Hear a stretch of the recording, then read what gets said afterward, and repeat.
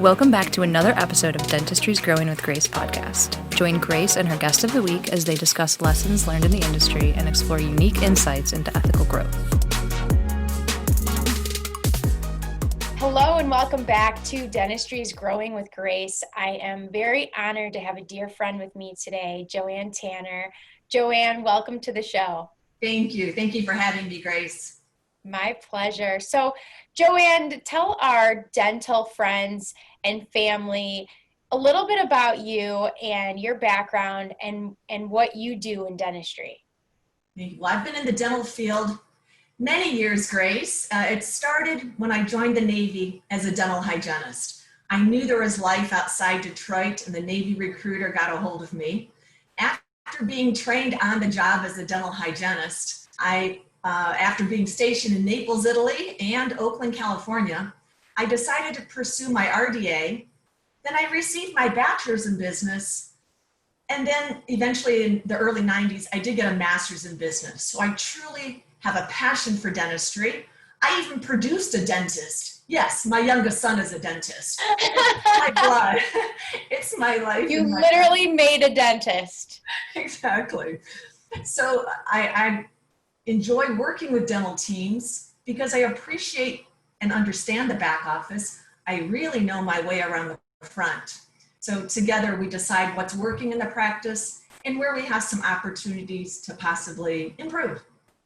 I love it. Well, thank you. I know we've worked with a lot of doctors. You know, we've worked together a few times, and it's always been a great experience. And from what I've seen, the people that have worked with you, they really rely on you. Like they end up not really doing anything until they talk to you.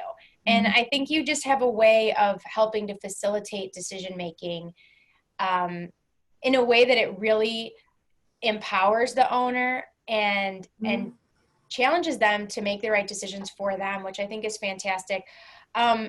Today, we've got an interesting topic. It's very topical. It's right now, it's July. We're going into August 2020 right now. So it might be a couple weeks before this goes out, but we're going to be talking about the fall hygiene schedule and the dip, right? It's funny because since March, I've been talking about this dip. Like since it first happened, I've been talking, okay, we're going to see a spike and then a dip. And now I'm excited to see not excited to see the data support that because no one wants to see a dip, but I'm realizing, okay, that wasn't just a gut feeling. There's actual indicators that show that this is going to be something we face in the near future. Yes. What are your concerns about the fall hygiene schedule? We need to be proactive because as you predicted, we closed down middle of March. So that means the second half of September, all of October, and maybe a good portion of November, depending upon when they reopened, is empty. I've talked to dentists all across the country. They're used to seeing 200 plus hygiene patients a month. We looked ahead, they have less than 50 scheduled. So it's not too late. When a patient comes in this week, we need to look at the benefits in advance to see, and it is plan specific, Grace, are they able to have 2 hygiene visits in a calendar year, or does it have to be every 6 months? Because the patient came in just a few days ago, we were putting them in January. But no, find out this could very well have been their first hygiene visit this year. And put them in October. And then tell the patient we're going to use up their 2 free cleanings this year, then we'll get them on a 6-month plan. So that's one strategy on what to do. The other challenge in this looming storm that you predicted, this cloud overseeing, there was a surge in June and we had record production with most of our clients. So some offices might feel a little complacent or they're not too worried. They're feeling pretty happy. So we do need to be proactive. So yes, working on the hygiene patients that are coming in. Let's look at the patients that are past due. All the preventative maintenance patients, the 4910s, because if I bring them in October, we'll bring them now in August, I'll bring them back in 3 months. I can tell you from my own personal experience, what's been very challenging for me in my business. So I talk to, as you know, dentists about their marketing, about their growth plans, their new patient acquisition and everything. And because we're dealing with the backlog still, we're in late July going into August, we're still working through our backlog. And what is happening is there is so much stress and hecticness around running the practice right now. A lot of people are understaffed. A lot of people are working through a backlog. Mm-hmm. And one of the things that's concerning for me is I'm trying to get them to think about marketing now for those slower months. And I've got all these great ideas, but no one has the time of day to get on the phone right now because they're exhausted. And I feel for them. Mm-hmm. Are you seeing similar situations? Yes, I am. In fact, I talked to a doctor yesterday. He's proud because he's been more proactive. But unfortunately, as you mentioned, most are not. So you can't take that pedal off the marketing. It's a constant approach, both internal and external. You see, Grace, you and your team get the phone to initially ring, then it's up to the dental team to get those secondary referrals. In addition, we want to work on the patient activation. So I'd like to give the listeners another suggestion. When you look at your dental analytics, and it gives you the patients that have been lost, maybe they're 18 plus months past due, send them a welcome back special. Okay, not the dollar dental exam. That's not our target market. Something high quality, yet high touch, to bring them back in the door. They've already met you. They already know and trust you. They've simply become busy or distant in the last year or so. That's excellent. So what's an example? What would you recommend? Possibly, welcome back to our practice. We've missed you. Upon completion of your next preventative hygiene visit, you'll receive a complimentary take-home teeth whitening or a water pick. You see, not everybody's a candidate or want whitening. Mm-hmm. So give them something of value. So let's bring them in, and during this time, let's give them a gift. Let's appreciate them. Let's go a little bit further than our usual amazing service that we already provide. So in looking at this, oh my goodness, this next question is excellent. So tracking case acceptance has been difficult lately. Tracking anything has been difficult lately. It's a different environment. What do you recommend for people? I remember when I first got into private practice, I was the first Dentrix user, by the way, in Sacramento in the late 80s. Yes, I've been in dentistry since BC, before computers. And so with Dentrix, and it's an awesome program, but the problem is it gives me lists and papers, and trying to manage the paper is very difficult. And I hear stories from doctors that they wonder, did you ever call Mrs. Jones about that bridge or the veneers or the implant? So we've been partnering with Dental Intel, and I know you're very familiar with it. They have made the analytics and the tracking amazingly easy. There's an automatic follow-up feature that if a patient cancels and does not reschedule, it creates a follow-up. If a patient comes in today and doesn't leave with their next appointment, it creates a follow-up for me. But to answer your question, Grace, case acceptance. I've created Excel spreadsheets. I've tried every kind of form.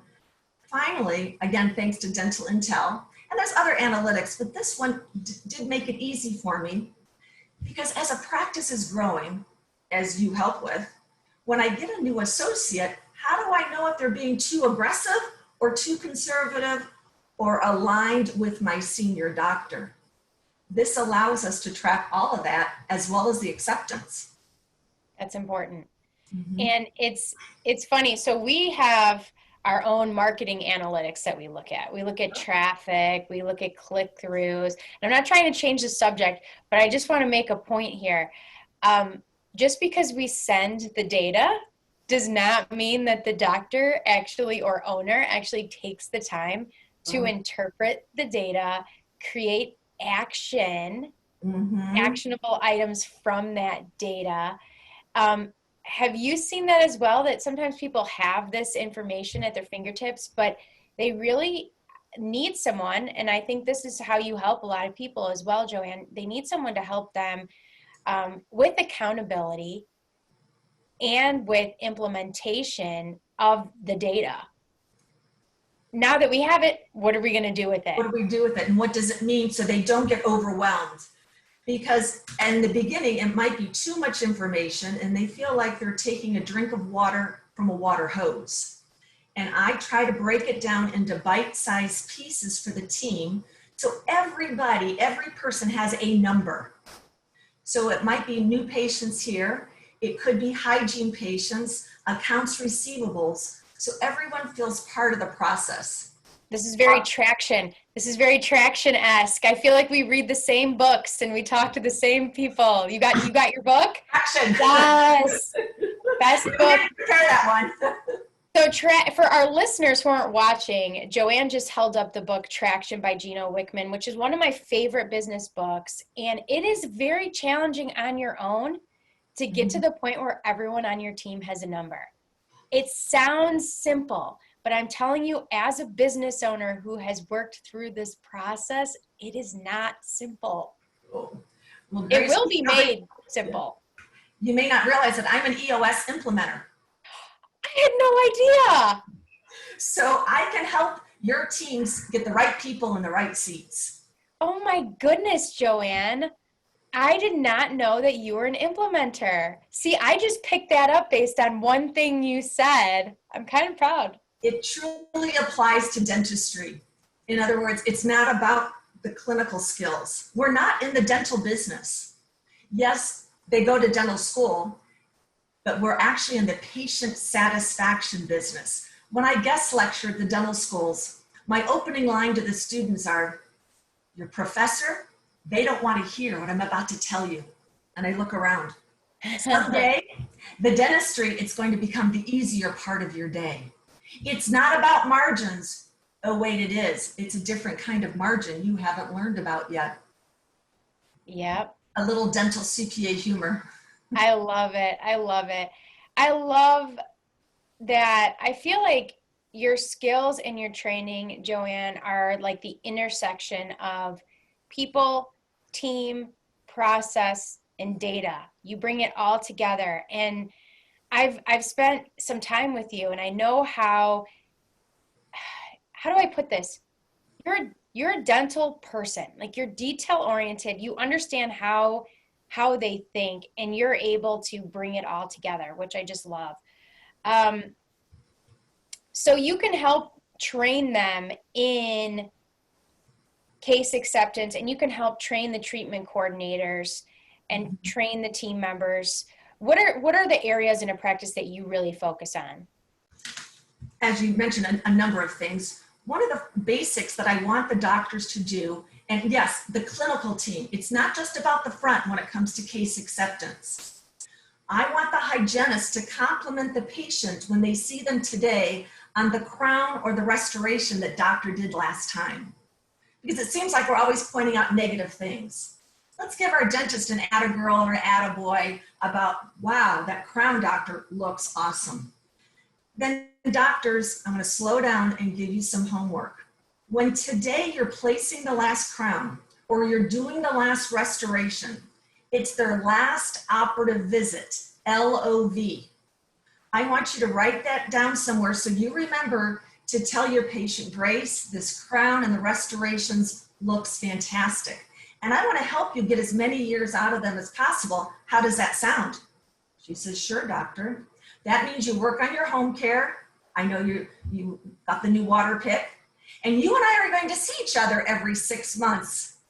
Now, don't stop there, doctor, and say, do you have your next appointment? You should know it's on your dental Intel dashboard or in your practice management software. You should say, and I see you have your next appointment for November 3rd at 3 p.m. So it reinforces, in other words, it's not just a cleaning. And I'm gonna speak to this from a patient level. I truly feel bad for any dentist that treats me, because I spend my days talking to advisors and consultants on the ideals of how it should be. So I walk into the dental practice and I'm like, they should have done this, this, this, this, and this. I don't project that. And actually my dentist is fantastic, fantastic, luckily. But as a patient, it really does make a difference. And this is the difference between having patients needing 100 new patients a month because you've got so much loss in the practice that you're trying to recuperate for, and needing only, 20 new patients a month, something that's more manageable, more realistic. And it's a very different way to approach it. And it's important. The hard part is, and this is for our listeners, the hard part is making time to work on your business. Have you allowed yourself the freedom to say, this is my business day, and this is when I'm going to look at the numbers, and this is when I'm going to work with JoAnner or talk to people like Grace. This is my dedicated time to work on the business. Do you agree with that, JoAnner? Is that something that you see that's missing too much? It really is missing. I hear from practices that they schedule a half a day once a month. And I would rather you dedicate 1 hour every week. We've all been in school. We all work off of deadlines. If I give somebody 30 days to do a book report, they go to the library on day 25. All right, some of you might go on day 3. But day 29. So we want to take a little bit every week, create awareness, step on the scale every day. And mind you, I use that analogy with numbers, but it's not only about numbers. It's about the process. It's about the people, as you mentioned. By the way, Grace, it gives me a great idea for another webinar. We're going to do EOS for DDS. Oh, okay. I love that. We'll be developing that. I want to give the team another idea what to do about their fall schedule. Oh, and I want to explain really quick. EOS, if you're not familiar with Traction by Gino Wickman, EOS is Entrepreneurial Operating System. And that's what the process of running your business with that framework of the book Traction. So it's all related. I'm glad you're excited about that. I love it. So with so many people losing their jobs or have been on unemployment, they've also lost their benefits.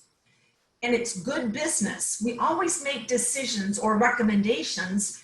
Is it good dental health? First of all, is it good for our patients? And having an in-office membership plan, kind of like having a gym membership for your smile, because it keeps the patients coming in regularly and it's coming back to your practice. So Grace, I'd like to offer a couple of ideas for your listeners. I've given them a few verbal skills, and I know I talk quickly. Reach out to Grace and I will send them my complimentary verbal skills, the audio file. All right, back in the day, it used to be on cassette tape. I upgraded to CDs, and so now we can email you the link to the audio file. Because with your team, you want to customize it. All right, find out what works best. Take 1 or 2 each week during those weekly meetings, as you said. We call them level 10s. Yes, because we want to measure, therefore manage all the aspects of the business.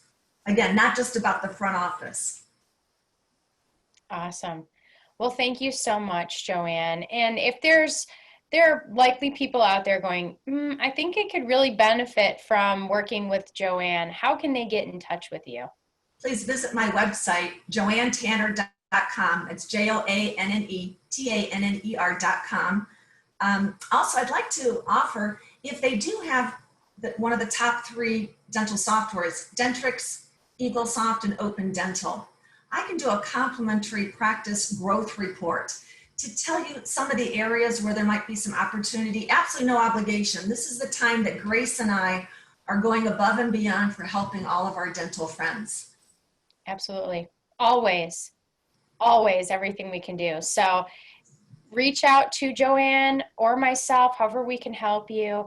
I hope that this information is helpful and that you're able to walk away with this information and make an action, take some action to improve your practice and improve your life. JoAnn, thank you so much for being with me today. Thank you, Grace. And thank you everyone for listening. And for those of you that follow, please join our Facebook group. We're going to be changing our name from Dental Marketing with Grace to Dentistry's Growing with Grace. And I will see you there. Thank you. Thank you.